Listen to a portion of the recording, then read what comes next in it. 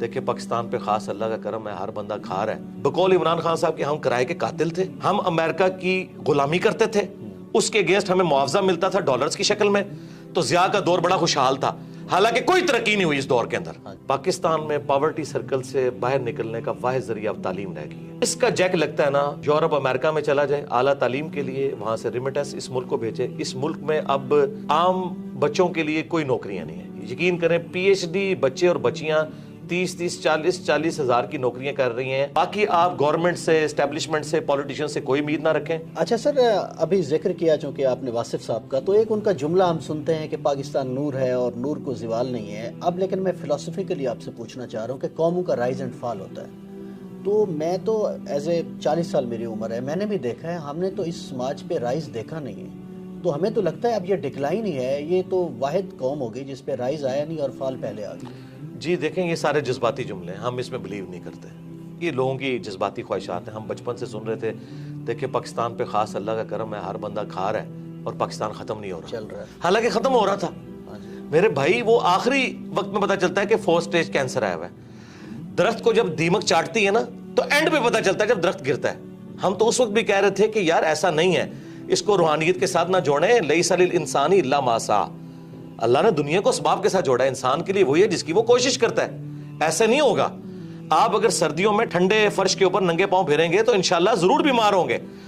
آپ بسم اللہ پڑھ کے ساکٹ میں 2 انگلیاں دیں گے تو انشاءاللہ ضرور موت کا شکار ہوں گے۔ یہ کون سا آپ نے دین بنایا ہوا ہے کہ جی وہ جی اللہ تعالیٰ کا خاص کرم ہے؟ اللہ تعالیٰ نے تو، اللہ کا تو کوئی رشتہ دار نہیں ہے، سیدھی سی بات ہے۔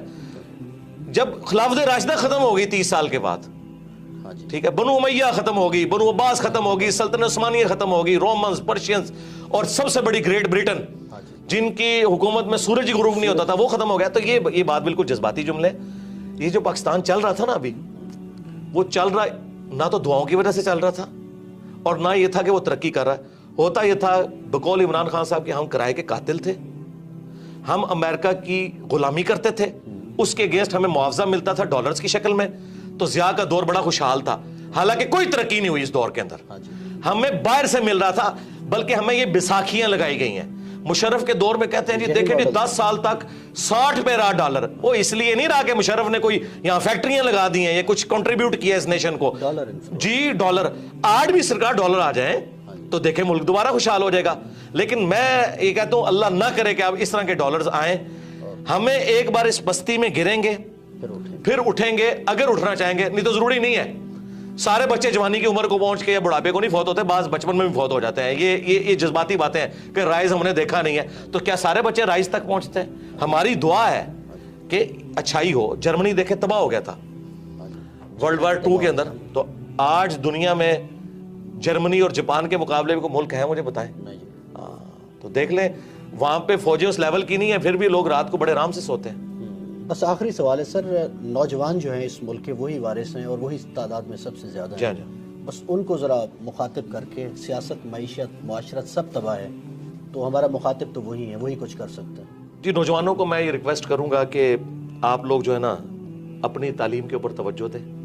پاکستان میں پاورٹی سرکل سے باہر نکلنے کا واحد ذریعہ اب تعلیم رہ گئی ہے۔ جس کا جیک لگتا ہے نا، یورپ امریکہ میں چلا جائے اعلیٰ تعلیم کے لیے، وہاں سے ریمیٹنس اس ملک کو بھیجے۔ اس ملک میں اب عام بچوں کے لیے کوئی نوکریاں نہیں ہیں، یقین کریں پی ایچ ڈی بچے اور بچیاں 30 ہزار کی نوکریاں کر رہی ہیں ڈیٹا انٹری آپریٹر کے طور پہ۔ اور اتنا دکھ ہوتا ہے جس کے پاس ریسورسز ہیں، جسے اسکالرشپ ملتا ہے، ملک سے نکلے اور یہاں پہ ریمیٹنس بھیجیں۔ میں یہ نہیں کہہ رہا کہ آپ ملک ہی چھوڑ دیں، یہاں پہ اپنے ریمیٹنس بھیجیں، اس ملک کی ترقی میں آپ کردار ادا کریں۔ اور یہ کوئی عیب والی بات نہیں ہے، اس وقت بھی آلموسٹ 1 کروڑ کے قریب پاکستانی باہر کے ملک میں بیٹھا ہوا ہے۔